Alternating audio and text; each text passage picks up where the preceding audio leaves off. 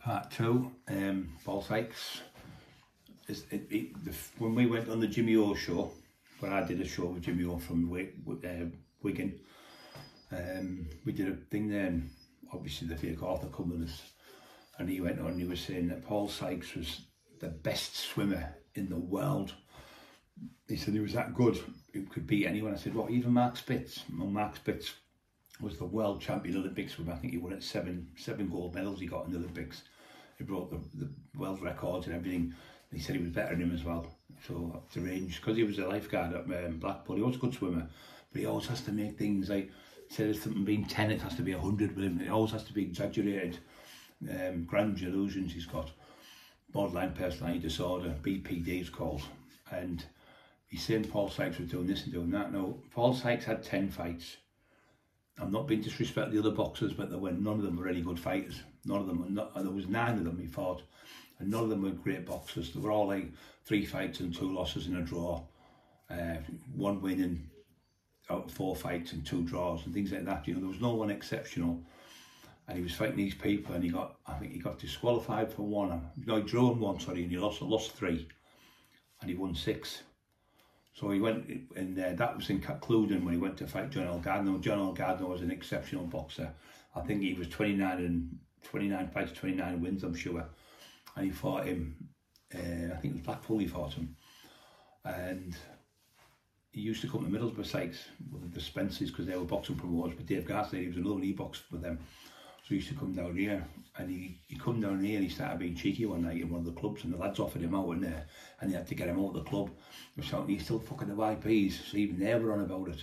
And another thing, we were at, when we went to the snooker centre, which you can look on, a night with Brian Cockrell Snooker Centre, Bishop Auckland, on there, the so-called authors talking about me, talking about Lee, talking about this one. And as soon as he mentioned Sykes, he went, hey, oh, and I was screaming in the crowd. He said, he raped my fucking nephew, that dirty bastard in Durham. Another one said he sexually assaulted my fucking brother-in-law in jail. He cut his wrist. And then Davo, my mate, Davo's best friend there, Mark Davison from Durham.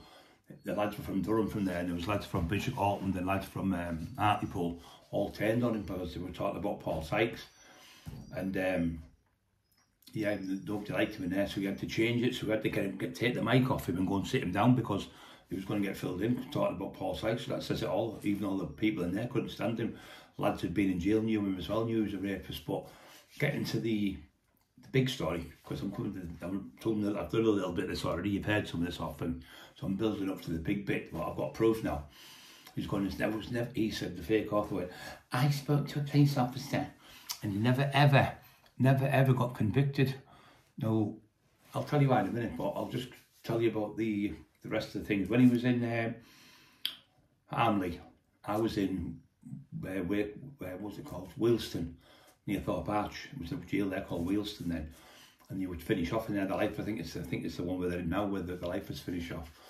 It's near the training ground for Leeds United football team, and there were lads in there who knew Sykes and said he was in with another lad from another area, and both of them were getting two of them were getting 1 kid having threesomes with a young lad in there. They locked themselves in the cell with him and that, and it was happening time and time again. Kid in there cut his wrist, another kid tried to hang himself in there. So all the stories were coming out about the truth in that, but none of it could be proven, because it was this one, he said, and that one, this was said. And when they used to go to Durham, the schools used to say, do you want to, YPs were called young prisoners. When you got allocated then in them days, you went to jail first, say 16-year-old, 17, 18-year-old, you'd go in the jail, and then they'd allocate you maybe 2 or 3 weeks time to whatever place they'd think you were. Watch Borstal, be a nasty Borstal, or one that was okay, your temperament was like, so they'd allocate you. So he would be raping the kids in that jail then, because he was on their wing. He was a cleaner on that wing, Sykes. Just a fucking horrible man. And when he was in Acklam, when he was in Armley, he was doing it in there to kids as well. But when he was out of jail, he got out of jail, he'd go into pubs, and he'd go into pubs where, you know, like a family bar, like a bistro they call them, or Toby Carberry. People would all having the meals, would be like the mum, the dad, the nanas, all them type of people would be sitting eating the meals at the meal on a Sunday. He'd come in pissed, walk up and spit in the drinks. People would just push the drink away and he'd drink it. He said, you, what, Paul, I don't know trouble, mate, I'm with my family, I'm with my wife and my kids. get on that fucking pool table now. And he made them stand on the pool table. This is off the author told me this.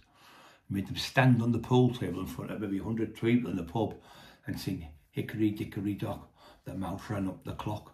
And he'd have them singing songs in nursery rhymes, bullying these people with these horrible things. So he did it with one kid in Wakefield. I told you this. The lad got a stool and smashed him to pieces. From Wakefield he was for this lad. I thought he was from Leeds. He wasn't. And another time we had trouble. It was in Leeds. There was a lad down there, I won't say his second name, he was called Terry. And he smashed Sykes to pieces, battered him all over the pub, and everyone in the pub was cheering like mad. Another little beat him up, so you have to patch out. No, more to come.